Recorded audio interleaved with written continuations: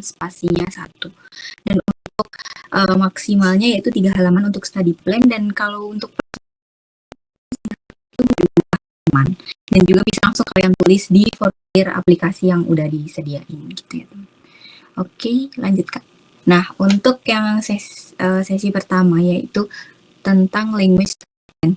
Untuk language study plan sendiri ini sebenarnya udah ditulisin juga apa aja yang harus kalian tulis, yaitu dimana kalian harus mention 2 bahasa, yaitu bahasa Inggris dan juga bahasa Korea.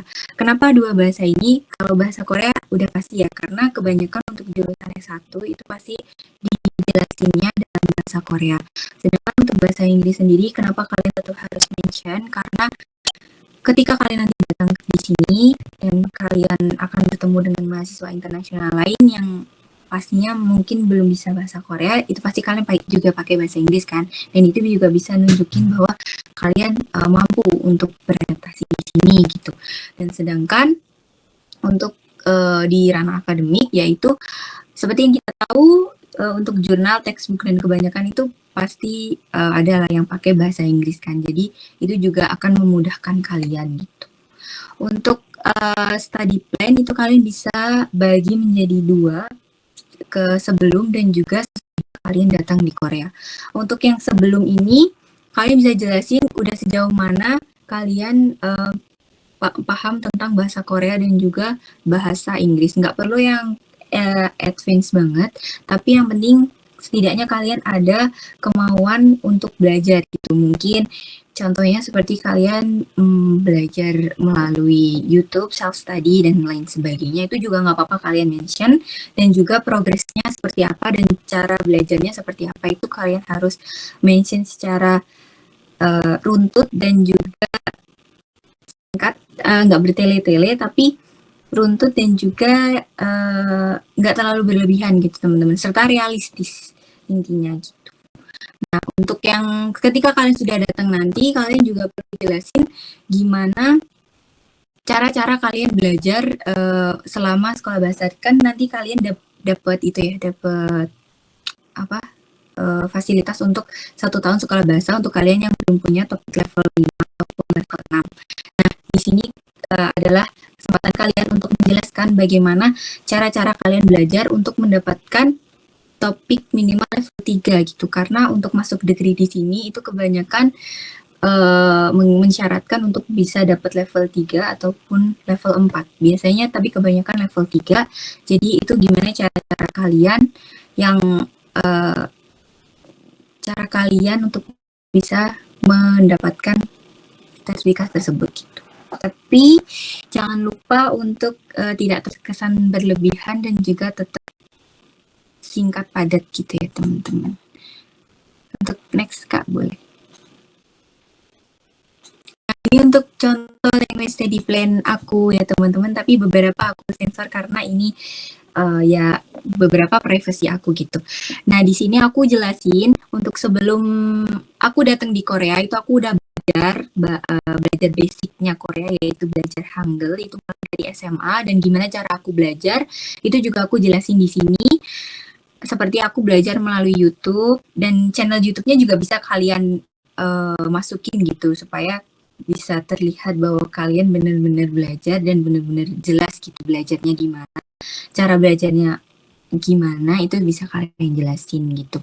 Nah, jangan lupa juga kalian dari belajar itu kalian apa yang kalian dapatkan dan apa yang akan kalian lakukan juga setelahnya gitu. Jadi di sini aku juga jelasin setelah belajar itu, setelah aku self study itu aku meningkatkan kemampuan bahasa Korea aku itu dengan aku ikut semacam les dan lain sebagainya. Itu juga bisa kalian, atau mungkin dengan kalian belajarnya melalui film atau melalui drama, itu juga bisa kalian masukin. Dan untuk progresnya juga nanti kalian harus mention juga gitu. Jadi intinya kayak ada urutannya gitu, kalian belajarnya gimana, dengan apa, lalu progresnya gimana gitu. Nah, untuk aku sendiri di sini aku juga tulis kenapa aku belajar bahasa Korea ini sebelum aku berangkat. Ketika kita sampai di sini itu kan kita nanti akan belajar 1 tahun bahasa Korea. Nah, sebelum kita masuk ke kelas itu kan ada placement test-nya. Nah, aku juga jelasin di situ bahwa aku belajar ini untuk persiapan aku masuk di language school di Korea sini gitu. Nah, untuk setelah kalian nanti sampai di sini, itu kalian juga jelasin kalian rencananya mau dapat topik berapa dan bagaimana caranya juga. Untuk cara-caranya ini juga usahakan realistis ya teman-teman. Contohnya sendiri di sini aku jelasin bahwa setelah kelas itu aku akan review ulang untuk materi apa yang udah diajarin dan aku menggunakan buku apa dan caranya gimana gitu. Jadi kalian urutin nih cara-caranya gimana dan usahakan untuk realistis ya teman-teman.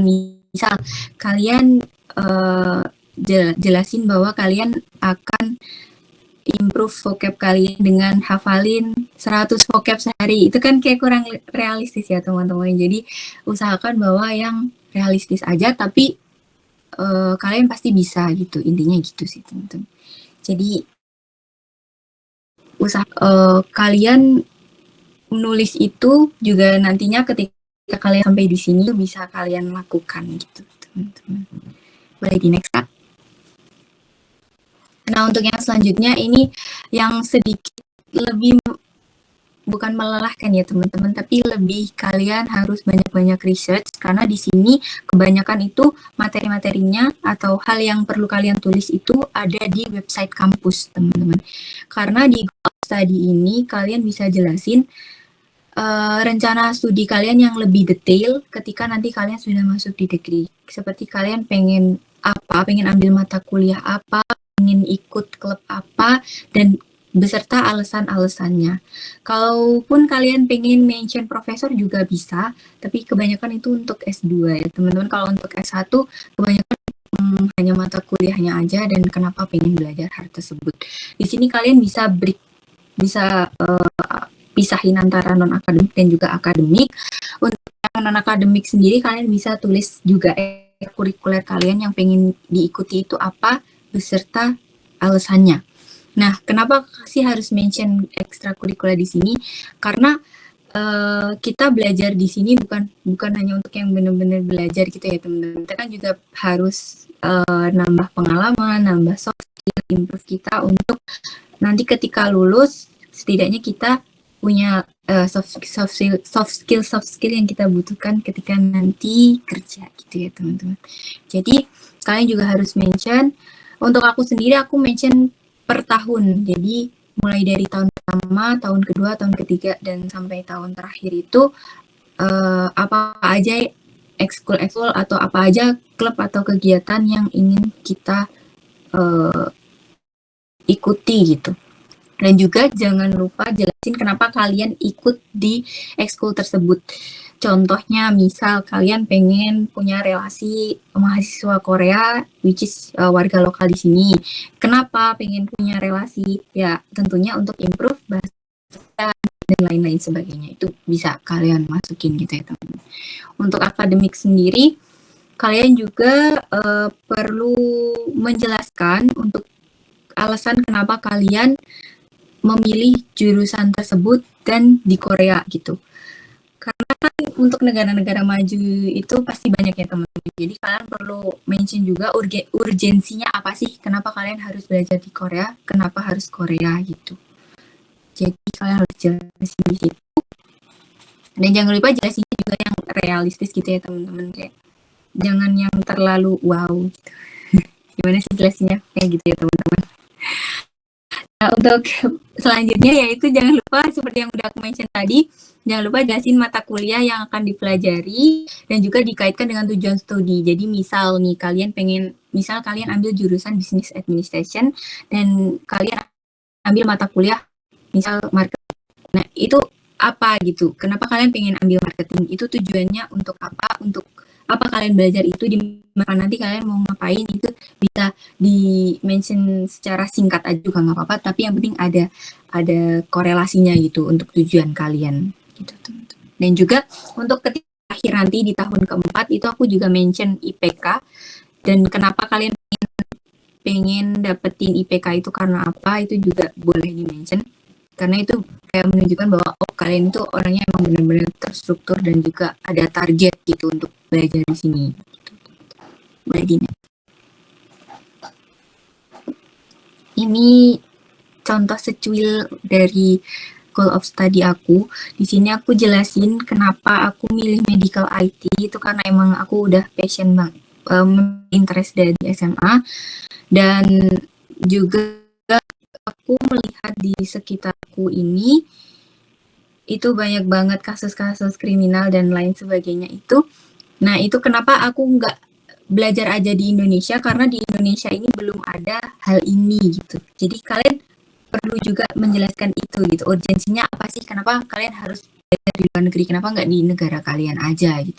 Nah, di sini aku jelasin juga bahwa di Indonesia itu belum ada, belum advance gitu untuk ilmu ini, maka dari itu aku harus belajar di luar negeri, which is di Korea, yang notabene memang dia sudah advance di ilmu ini gitu.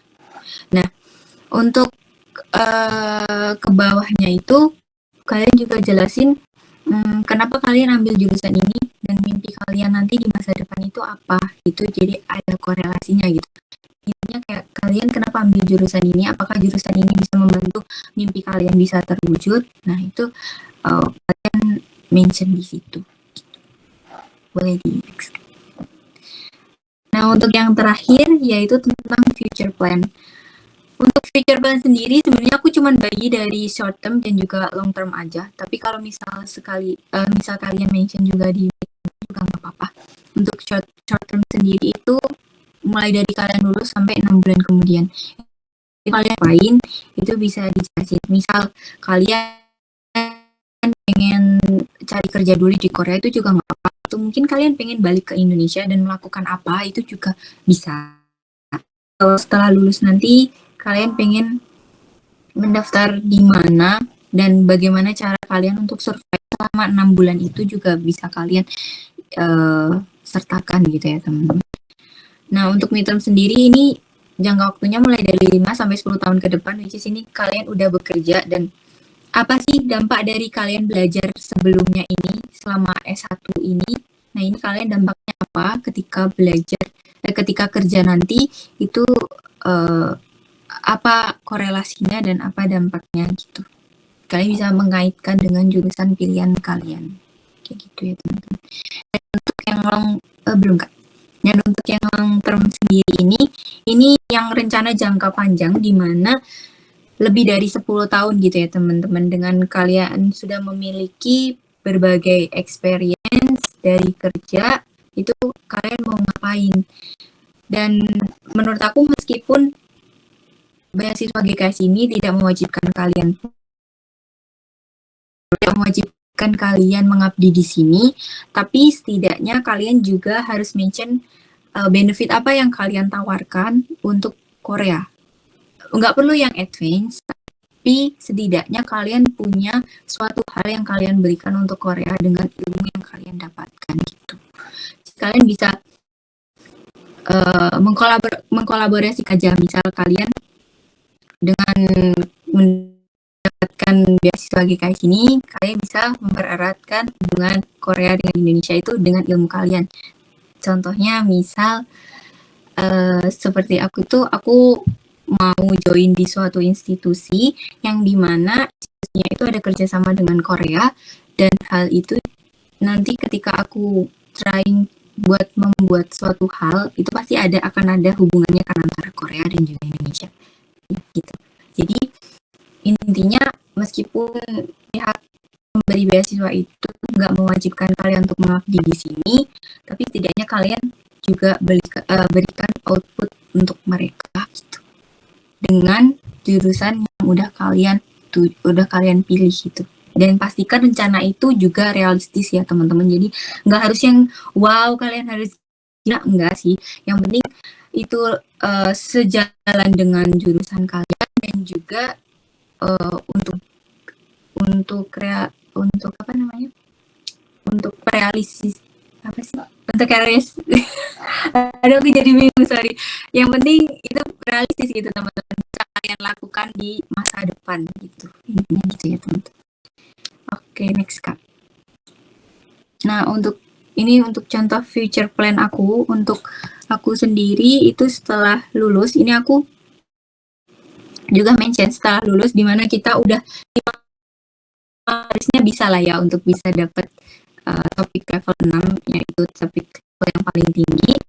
Itu aku jelasin, dan juga aku akan balik ke Indonesia dulu karena memang mimpi aku ada di Indonesia gitu teman-teman. Tapi karena di Indonesia itu ilmunya belum yang advance, jadi aku memutuskan untuk belajar di Korea gitu.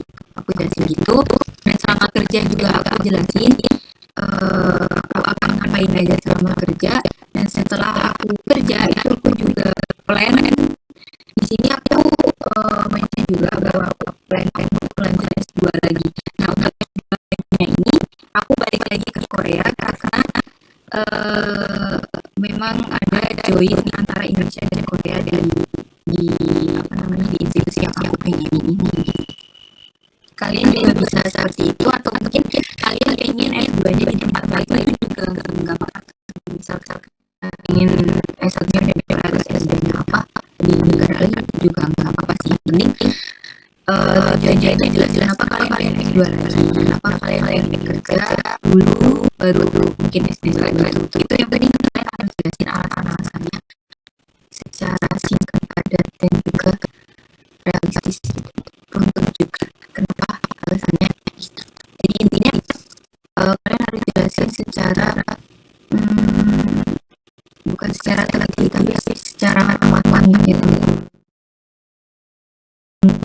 Kalian tujuannya untuk mengambil A ini apa, nantinya akan dapat apa, itu kalian harus jelasin. Untuk di long term goal sendiri ini, untuk long term itu kan lebih dari 10 tahun ya, dimana kalian udah punya banyak experience dan sebagainya. Tujuan kalian. Jadi aku sebelum kalian bisa di kalian coba tanya dulu ke diri kalian, atau kalian kenapa sih ingin kuliah di Korea, apa mimpinya, apa tujuannya. Dan ketika kalian itu udah dapat, itu pasti lebih gampang untuk nulisnya kenapa sih sini, itu pasti nanti akan nyambung gitu dengan ke mimpi kalian. Nggak harus yang tinggi banget, maksudnya nggak harus yang mau, tapi tidaknya itu realistis dan kalian tahu itu step by step untuk mendapatkannya. Intinya gitu sih. Boleh pilih Kak. Nah, ini beberapa kata-kata yang perlu dihindari saat menulis esai. Aku udah beberapa kali proofread esai itu masih banyak teman-teman yang masih banyak menggunakan bahasa yang formal. Jadi untuk esai harus benar kayak cek yang kali gitu ya, untuk grammar-nya benar atau belum, terus kira-kira ini cocok gak sih kalimat ini dipakai gitu. Nah, untuk kata-kata yang perlu dihindari itu kalian jangan pakai kata-kata slang yang seperti contoh this scholarship will be a game changer for me ya now. Tapi jangan kayak gitu ya guys. Intinya kalian pakai aja kalimat-kalimat yang normal, yang mudah dipahami juga untuk para pembacanya gitu. Dan yang kedua juga jangan pakai bahasa-bahasa klise seperti dari kecil aku pengen study abroad. Ya, terus kenapa study abroad gitu. Jadi lebih kayak kalian gali lagi gitu. Alasan kalian study abroad itu apa dan urgensinya juga apa gitu. Jadi bukan cuman kayak aku pengen study abroad karena aku pengen merubah dunia. Enggak, jangan kayak gitu. Kayak kalian harus jelas gitu tujuannya apa dan kenapa gitu. Nah, untuk yang ketiga yaitu jangan pakai kalimat yang diskriminatif seperti women are weaker than men and should stick to traditional rules. Seperti kalian udah tahu kalau kalian lebih rendah dari laki-laki dan kalian pengen broke those rule. Tapi menurut aku itu meskipun nggak menjurus secara langsung ke bagian diskriminatifnya, tapi sebaiknya hindari kalimat-kalimat. Lebih baik kalian fokus saja ke diri kalian, tujuan kalian untuk study abroad itu apa, tanpa kayak mention hal-hal yang mengandung diskriminatif ya teman-teman. Nah, untuk yang keempat yaitu yang non formal.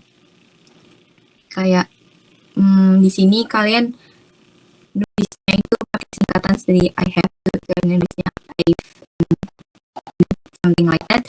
Itu jangan ya guys, jangan ya teman-teman. Jadi kalian harus nulisnya yang benar-benar tanpa singkatan, yang benar-benar sesuai dengan grammar bahasa Inggris dan sesuai dengan kalimatnya seperti apa gitu. Kalian bisa cek, banyak sih website-website yang bisa buat cek seperti itu, atau mungkin kalian bisa ikut proofreading dan lain sebagainya, itu bisa membantu kalian gitu. Atau enggak, mungkin kayaknya ChatGPT juga bisa deh kayaknya ya, buat ngecek grammar gitu. Ya pokoknya intinya gitu, kalian pakailah kalimat-kalimat yang mudah dipahami, yang sesuai dengan grammar, dan juga yang tentunya formal gitu. Jangan lupa diperhatikan seperti singkatan-singkatan yang nggak perlu itu sebaiknya ditulis sesuai apa adanya aja. Next. Oh, udah. Sekian. Semoga mudah dipahami ya teman-teman. Kalau kebanyakan ngomong. Enggak. Sebenarnya terima kasih ya untuk Kamalia. Mungkin aku review sedikit nih tadi yang udah dijelasin sama Kamalia mengenai study plan. Jadi teman-teman itu harus memperhatikan kembali detail apa nih yang terdapat pada guidelines-nya.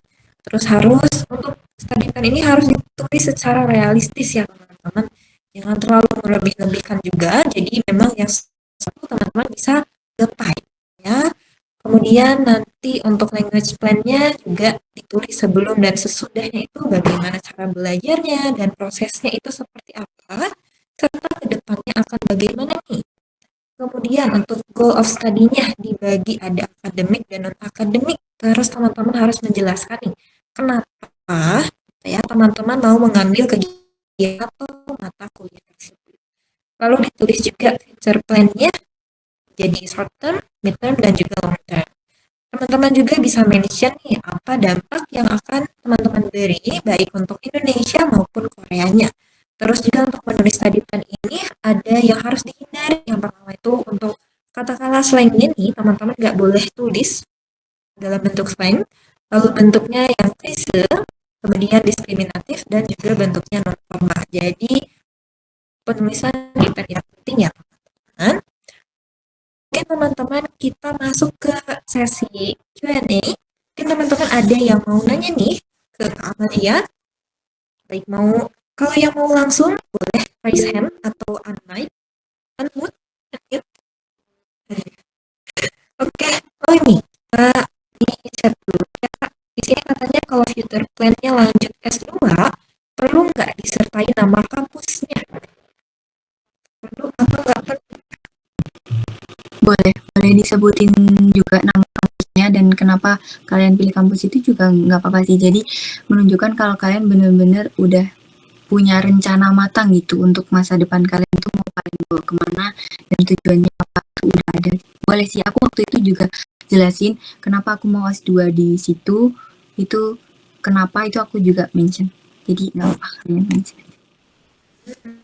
Ya, jadi teman-teman bisa nih mention kenapa mau S2 di sana, ya, di mention nama kampusnya di sana juga boleh. Oke, selanjutnya Kak, kalau bilang mau IPK-nya 4, apakah realistis? Gini teman-teman, karena di Korea itu untuk IPK maksimalnya yaitu 4,5, jadi untuk kalian nulis 4 itu menurut aku masih nggak apa-apa ya, masih di batas wajar. Karena maksimal di sini yaitu 4,5, jadi agak beda dikit dari Indonesia gitu. Jadi untuk IPK 4 itu masih bisa. Kalau teman-teman harusnya bisa. Yang mau tanya nih, oke selanjutnya nih Kak, di future plan boleh nggak nulis 3 rencana yang beda-beda? 3 rencana beda-beda maksudnya gimana ya? Rencana buat apa? IKN nih rencananya buat apa boleh ditulis lagi untuk detailnya.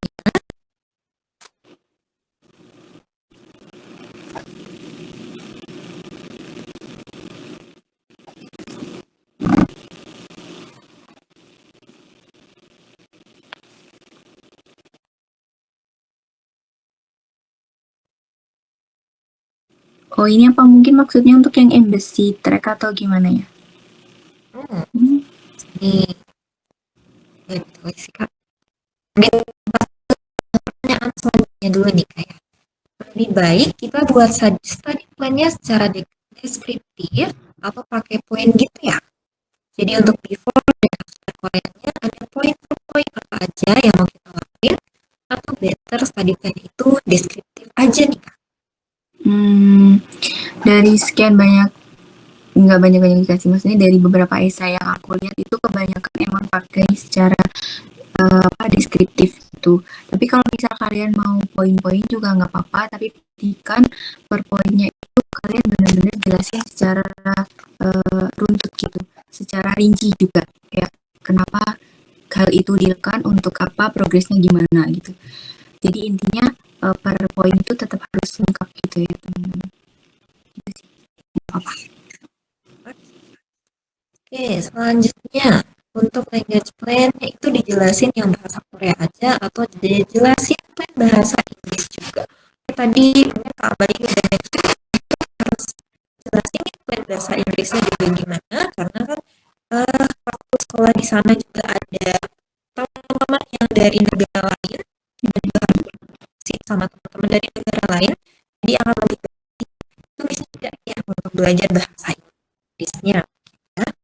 Ya, mungkin kita lanjut nih kan misalkan kita nulis sesudah kelas bahasa selama 1 tahun raih topik 6, tapi kalau misalkan nanti itu tidak terlaksana, apa akan dipertanyakan oleh pihak penyelenggara beasiswa atau pihak kampusnya nih Kak? Kalau misalnya tidak tercapai. Nggak apa ya teman-teman, nggak ada yang aku tanyain lagi. Jadi intinya tadi plan ini itu cuma rencana-rencana kalian aja. Kayak ini tuh angan-angan kalian itu seperti apa gitu. Cuman angan-angannya yang realistis gitu sih. Jadi nggak apa ya teman-teman, kalian boleh tulis kalian pengen dapat topik level berapapun. Cuman kalian harus benar-benar mention adalah gimana cara kalian buat dapetin itu serealistis mungkin dan serinci mungkin, gimana yang para pemberi beasiswa ini jadi kayak oh iya dengan cara ini pasti si anak ini bisa gitu. Jadi kalian harus benar-benar jelasin secara runtut cara-caranya gimana. Oke, selanjutnya Kak, apa boleh kasih tahu gambaran selama belajar bahasa Korea di sana sistemnya bagaimana buat bikin language study plan-nya nih Kak? Untuk gambaran language study di sini itu untuk di kampus aku ya sama sih, cuman untuk di kampus aku sendiri itu kita belajar dalam 1 hari itu cuma 4 jam teman-teman, dan itu dibagi antara 2 bagian, yaitu misal dalam 1 hari itu reading dan juga listening, dan juga di hari lain itu speaking kayak gitu. Dan kita cuma belajar 4 jam aja, maka dari itu kalian punya waktu 20 jam sisa itu kalian mau ngapain gitu di sini. Nah itu kalian bisa manfaatin dengan bisa jelasin lagi setelah pulang, nanti kalian pengen belajar apa, atau mungkin setelah pulang kalian pengen join klub apa, yang suka musik, yang suka olahraga, itu bisa kalian jelasin. Dengan kalian join itu kalian bisa improve ya bahasa kalian kayak gitu-gitu. Itu bisa kalian manfaatin. Oke, selanjutnya tadi Kak yang future plan-nya 3 rencana berbeda, jadi rencananya ambil univ track nih Kak. Jadi misalnya mau ambil jurusan sastra, kalau pengen jadi guru di Korea kayak gitu Kak, apa boleh? Boleh aja, tapi kamu harus korelasiin gitu ya antara dua mimpi ini itu apa hubungannya dan gimana kamu mau menjalaninya gitu. Misal kamu pengen jadi novelis dulu terus mau jadi guru, itu gimana caranya dan gimana kamu ngejalaninnya gitu. Pokoknya intinya kamu harus jelasin gimana cara mencapai mencapai mimpi-mimpi kamu itu gitu. Rasanya apa gitu dengan jurusan kamu yang udah mau kamu ambil. Guys. Ya, jadi boleh-boleh aja, tapi harus dipastikan nih bagaimana caranya, lalu seperti apa. Oke, selanjutnya nih Kak, semisal sekolah bahasa nggak bisa nih mencapai level 3, itu bakal diapain ya Kak ya? Sejauh ini itu dari aku lihat kakak tingkat yang di kampus aku itu kebanyakan pasti bisa ya untuk dapat level 3 itu. Karena di kelas ini aja kita kan dalam 1 tahun itu dapat 4 semester ya. Dimana kita sampai level 4. Dan untuk topik level 3 itu kayak kemungkinan besar pasti bisa dapat gitu. Cuman kalau misal kalian nggak bisa dapat topik level 3 dalam 1 tahun sekolah bahasa, itu untuk S1 sendiri nanti kalian akan ada tawaran perpanjangan selama 6 bulan. Jadi nanti kalian akan ditanya oleh pihak pemberi beasiswanya, which is NIID, itu kalian mau perpanjangan atau enggak dengan biaya sendiri. Jadi untuk perpanjangan 6 bulan ini menggunakan biaya sendiri, dan setelah 6 bulan ini kalian harus bisa dapetin topik level 3. Kalau misal kalian nggak bisa dapat, kemungkinan besar kalian harus kembali ke negara asalnya. Ya, jadi teman-teman, kalau ini sebenarnya mau nggak mau, teman-teman harus bisa ya mencapai target yang diberikan sama UNIF-nya nih. Gitu, kalau misalnya di Korea kan pasti sering menggunakan bahasa Korea, ya pasti lebih lancar juga ya. Oke, selanjutnya nih Kak, kalau mau ambil double degree, itu baiknya ditulis di study plan atau personal plan ya Kak? Kalau untuk double degree mungkin bisa ditulis di study plan aja di bagian yang goal of study itu nanti kalian bisa tulis di tahun berapa kalian pengen ambil jurusan lain, dan jangan lupa juga jelasin kenapa kalian pengen ambil itu, urgensinya apa, dan coba kalian juga cek dulu di website kampus karena beberapa kampus itu ada yang memperbolehkan mahasiswa internasionalnya itu untuk double degree, dan juga ada yang nggak boleh gitu. Seperti yang aku tahu di JBNU atau John National University itu boleh untuk mahasiswa internasional, lebih tepatnya itu double degree, tapi untuk di kampus aku sendiri itu tidak boleh mahasiswa internasionalnya double degree gitu. Jadi kalian bisa cek lagi di website kampusnya gimana proses-prosesnya dan rulesnya gimana gitu. Ya, jadi untuk teman-teman yang mau ambil double degree itu harus cek ulang kembali nih di mungkin peraturan di kampusnya itu seperti apa, jadi dilihat di websitenya itu kayak gimana. Oke, selanjutnya Kak, belajar bahasa Korea di sana itu kan ada 1 tahun. Itu 1 tahun full sekolah bahasa aja atau udah belajar di jurusan yang kita tuju nih Kak? Untuk 1 tahun pertama ini kalian benar-benar cuma belajar bahasa aja ya teman-teman. Jadi benar-benar selama 1 hari hanya belajar 4 jam itu. Maka dari itu gimana cara kalian buat benar-benar manage waktu selama 1 tahun kalian belajarnya untuk bisa dapetin topik minimal level 3. Nah, gitu. Maka dari itu juga kenapa sebaiknya sebelum kalian belajar bahasa Korea ini, maksud aku sebelum kalian datang di Korea ini, kalian sudah bisa lancar, bukan lancar sih, intinya sudah bisa basic-basic Korea, supaya nanti kalian di sininya itu juga nggak benar-benar yang dari base itu ya teman-teman. Jadi setidaknya kalian udah paham bahasa Korea itu seperti apa, tinggal nambah-nambah dikit gitu. Kalian. Kak, izin tanya di luar topik tentang study plan, kalau tentang surat rekomendasi apa boleh nih Kak? Boleh. Oke. Jadi untuk embassy track kan kita disuruh lakukan 1 surat original dan 3 fotokopi.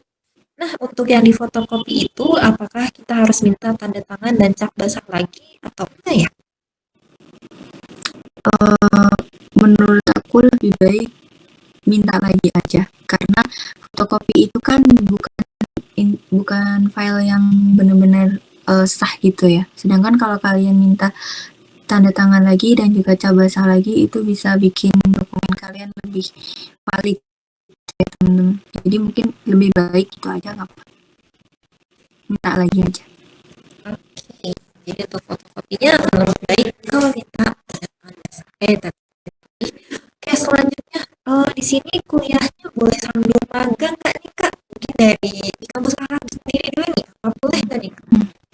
Kuliah sambil magang, ini mungkin maksudnya ketika udah degree gitu ya, boleh magang atau enggak? Magangnya maksudnya magang yang memang dari kampus diwajibkan magang atau kayak part time gitu? Kalau magang ada atau enggaknya itu kembali lagi tergantung di fakultasnya masing-masing. Karena ada fakultas yang memang harus magang, bahkan temen aku ini yang jurusannya business administration itu kayaknya magangnya juga harus di luar negeri lagi gitu, jadi di luar Korea itu juga ada. Jadi kalian harus bener-bener cek di website lagi, aku ulangi lagi, di website kampusnya itu pasti ada ketentuan-ketentuan magangnya gitu. Kalau untuk part time sendiri, untuk ketika degree itu udah boleh part time, tapi ada pembatasan gitu teman-teman, seperti per minggunya setahu aku hanya boleh 20 jam, dan itu kalau nggak salah cuman boleh ketika ketika libur semester gitu sih teman-teman. Ya, selanjutnya nih Kak, 4 jam per hari itu sekolah bahasa itu selama satu minggu full apa ada nih Kak? Oh enggak, cuman hari Jumat aja.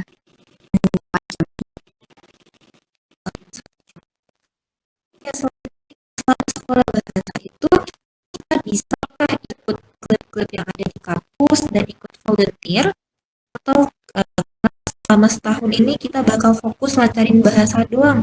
Jadi masih ada waktu yang tersisa. Apa bisa waktu kosongnya itu kita isi dengan kegiatan klub atau volunteering? Bisa. Untuk aku sendiri sekarang aku juga lagi ikut GKS Volunteering Club, itu juga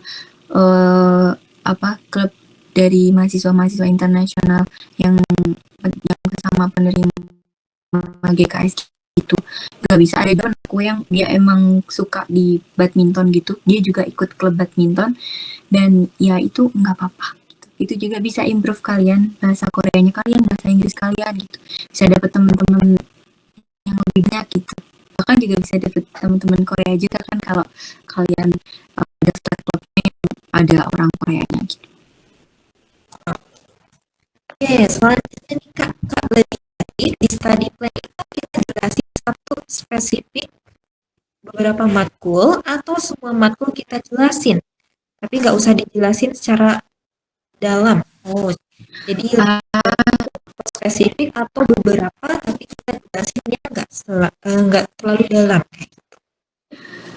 Kalau dari aku sendiri itu kemarin aku per tahunnya aku ambil sekitar 3 matkul, dan itu aku jelasin salah satunya aja, kayak kenapa ambil matkul itu, tujuannya apa, dan korelasinya untuk mimpi kalian itu apa gitu, tujuan kalian itu apa, itu aku jelasin secara singkat aja sih, tapi yang penting tetap jelas ya teman-teman, kayak kenapa ambil ini, untuk apa gitu jelasin. Jadi kayak nggak perlu terlalu dalam banget, tapi yang penting jelasin aja kenapa ambil itu.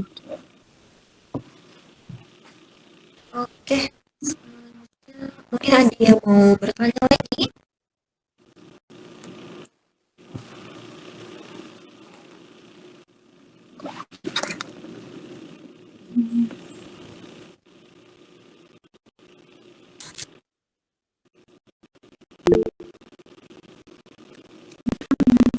Ya, selanjutnya ada kewajiban untuk ikut Keppel gitu nggak Kak?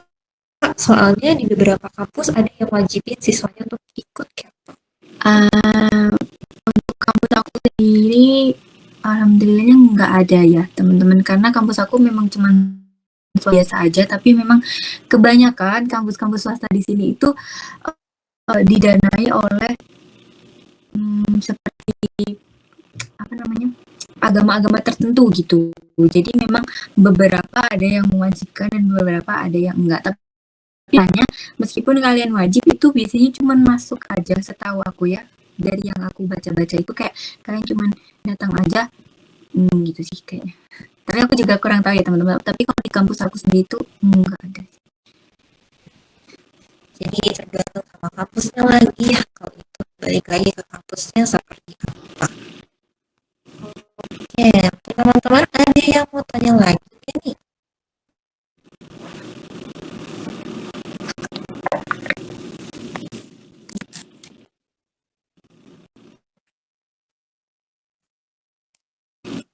Dari teman-teman ada kah yang mau daftar Sunshine University? Oh iya tuh, teman-teman apakah ada yang mau daftar ke kampusnya Kak Amalia? Kalau nggak ada nggak apa-apa juga. Terlihat Kak Amalia nih, Kak. Oh iya kak, semangat ya. Soalnya aku lihat dari beberapa kampus lain itu kayaknya SCH itu paling banyak di anak Indonya tiap tahunnya. Wow.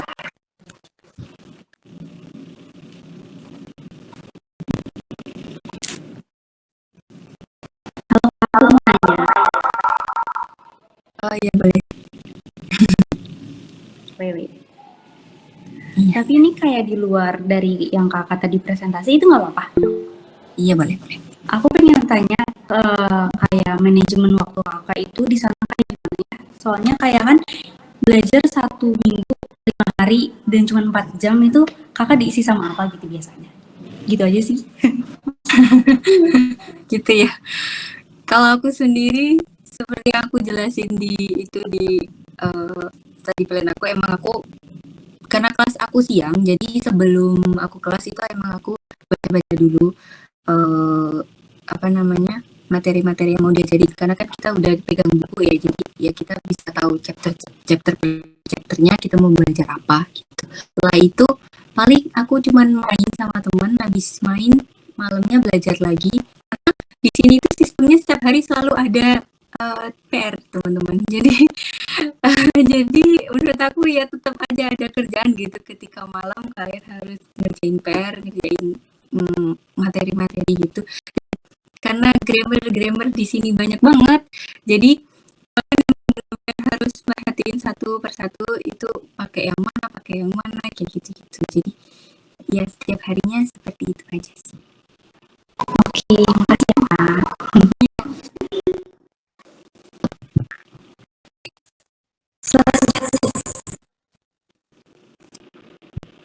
Selanjutnya nih Kak, izin tanya di luar topik untuk 2 orang per kamar. Kalau misalnya 2 orang per kamar, itu sekamarnya orang Korea atau sama internasional nih? Kalau di kampus aku sendiri itu untuk asrama buat orang Korea sama mahasiswa internasional itu kita dipisah ya teman-teman. Jadi ada asrama khusus mahasiswa internasional dan juga ada asrama khusus orang Korea gitu. Kalau untuk di kampus aku sendiri kita memang dibagi per negara gitu. Jadi satu kamarnya itu pasti sama orang yang senegara gitu. Atau enggak biasanya bukan seras ya, seagama gitu. Itu juga dilihat sama mereka. Tapi di kampus lain, di kampus temen aku itu ada yang dicampur juga sama orang Korea. Jadi tergantung dari kampusnya gitu. Oke, selanjutnya nih Kak, aku mau tanya apa bedanya kampus swasta dan negeri di sana? Sebenarnya sama aja sih teman-teman, kayak di Indonesia ya, kalau negeri itu berarti dia didanai oleh pemerintah, tapi kalau yang swasta itu didanai oleh pihak swasta gitu. Nah tapi menurut pandangan aku ya teman-teman, bukannya gimana ya, cuman emang dari kampus aku sendiri di SCH ini, setelah kita sekolah bahasa itu kita dikasih kayak uang saku gitu per level kalian dapatnya. Jadi di sekolah bahasa dapat topik level 3 itu nanti kalian dapat uang tertentu, di topik level 4 berarti nanti uangnya semakin banyak gitu-gitu. Dan ketika aku tanya teman-teman aku yang lain itu ternyata enggak gitu. Jadi kayaknya ya tergantung dari kampus masing-masing gitu ya teman-teman. Jadi nggak ada bedanya, sama aja. Oke, selanjutnya nih Kak, Kakak di kampus belajarnya pakai bahasa Inggris atau pakai bahasa Korea nih? Ini hal yang unik dan sekaligus aku juga culture shock sih teman-teman. Awalnya aku mikir kayak emang bisa ya kayak gitu. Jadi kita mulai dari level 1 itu udah full pakai bahasa Korea, teman-teman. Jadi dosennya, sonsengnya itu udah pakai bahasa Korea full tanpa bahasa Inggris. Nah, aku juga awalnya waktu aku denger-denger dari YouTube itu kayak, "Hah, emang bisa ya belajar kayak gitu?" Tapi setelah aku masuk dan bener-bener belajar itu ternyata bisa-bisa aja teman-teman dipelajarin gitu. Bisa-bisa aja tetap apapun gitu. Anggap aja kayak kita tuh anak bayi yang baru belajar dari ibunya, itu kan pasti juga pakai bahasa yang itu langsung gitu kan teman-teman. Paham gak sih? Ya, kayak gitu pokoknya. Jadi menurut aku malah dengan ketika kita tiap hari denger denger orang Korea ngomong itu malah lebih mudah gitu. Gitu sih. Jadi kita full pakai bahasa Korea.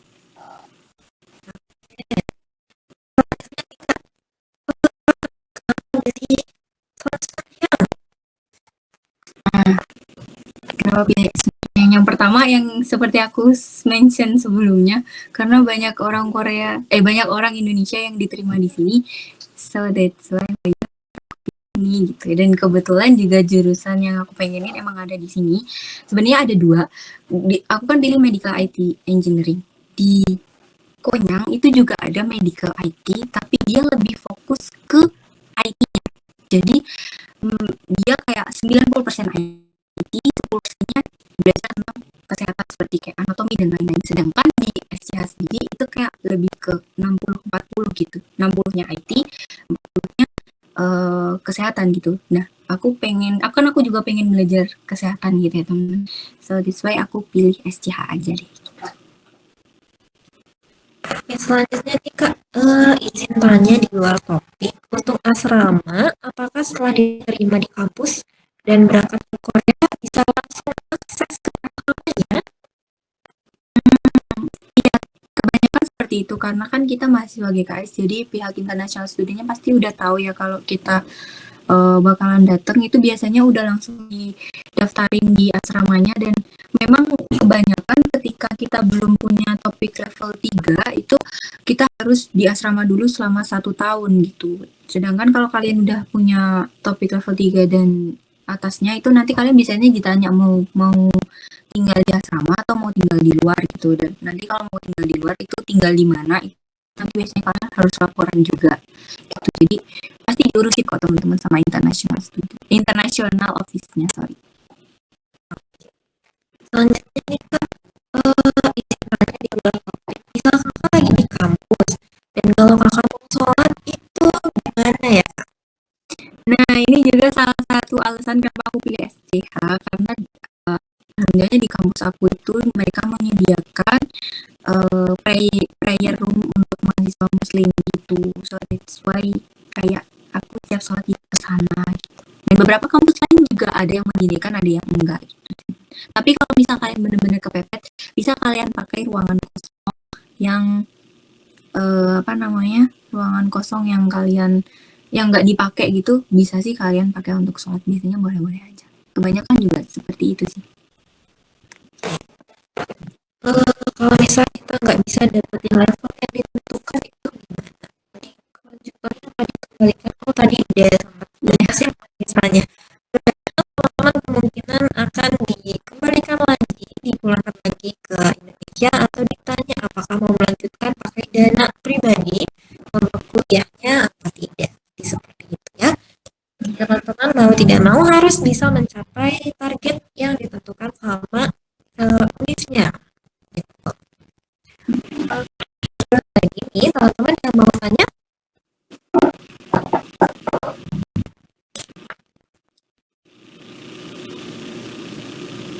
Kakak waktu pertama kali flight ke Korea itu apakah sudah langsung gabung sama Audi lainnya?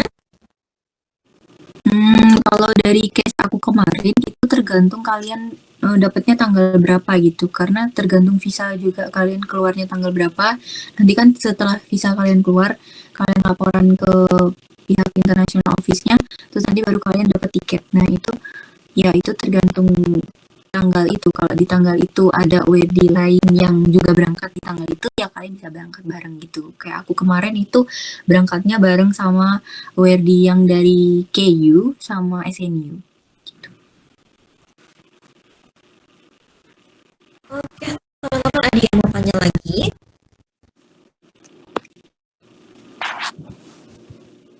Oke, sambil tunggu nih Kak, kalau Kakak sekarang kegiatannya lagi apa nih Kak? Lagi liburan kah? Di Bangka?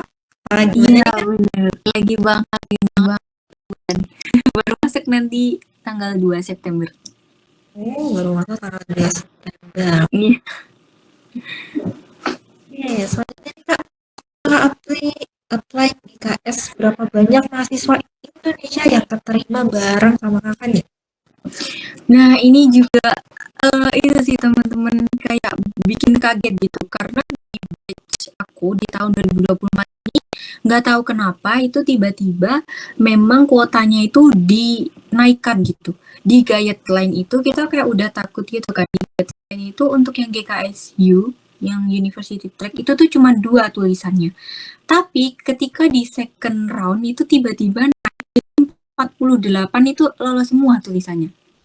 Nah, terus karena kita saking nggak percaya gitu ya, ini bener apa enggak, itu ada temen aku yang memang dia udah fasih bahasa Koreanya gitu, dia telepon pihak NID, dan memang mereka bilang bahwa batch kali ini memang laki aja gitu, karena memang memang pihak NID lagi naikin kuota. Hanya cuman bilang gitu doang gitu, jadi kayak, oh lagi beruntung aja gitu.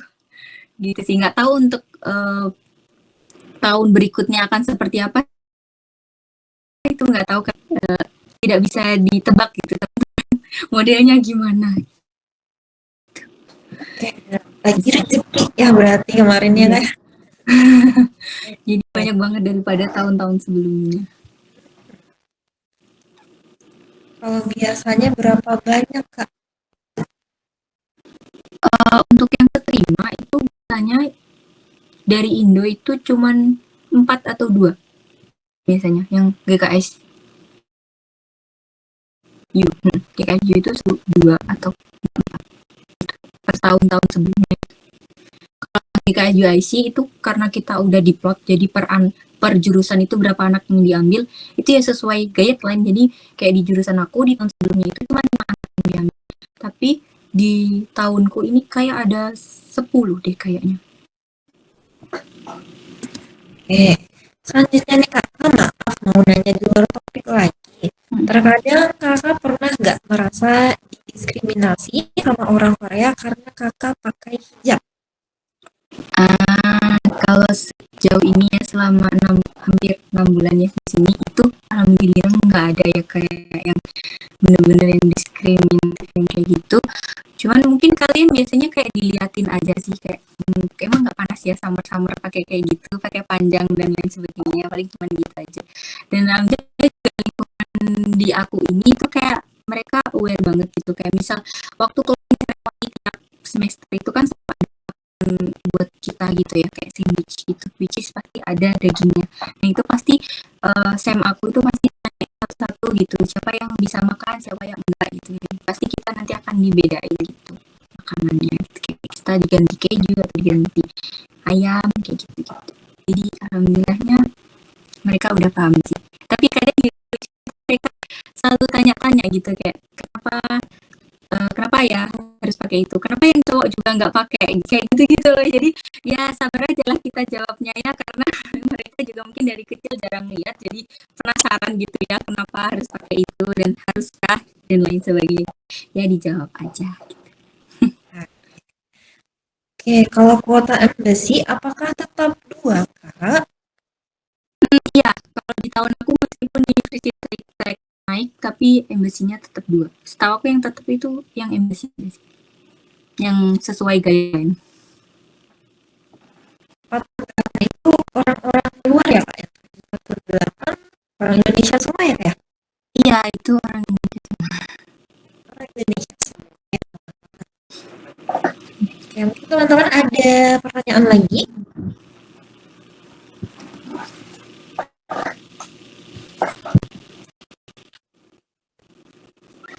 Oke, mungkin udah nggak ada pertanyaan lagi Kak. Ya, kita juga waktunya sudah habis nih, udah mau jam 8. Mungkin di sana udah jam 10 malam ya Kak ya? Iya, bener banget Kak. Mungkin aku mau mengucapkan terima kasih juga nih untuk Kak Marga udah meluangkan waktunya nih malam-malam. Terima kasih juga untuk sudah menjawab pertanyaan teman-teman yang lainnya. Mungkin nanti kalau misalnya ada pertanyaan mungkin bisa langsung ke Instagramnya Kak Amalia ya. Iya, boleh, boleh. Boleh nih teman-teman Boleh. follow dan juga tanya ke Instagram Kak Amalianya langsung. Oke, mungkin untuk hari ini kita sampai sini dulu. Terima kasih teman-teman yang sudah datang. Terima kasih banyak untuk Kak Amalia. Semoga kakak bisa sehat-sehat selalu dan lancar-lancar kuliahnya ya kak selama di Korea. Ya, makasih. Semangat ya teman-temanku. Oke, teman-teman juga terima kasih sudah datang. Kita ketemu lagi di hari Minggu. Semangat ya guys. Makasih ya, Kak.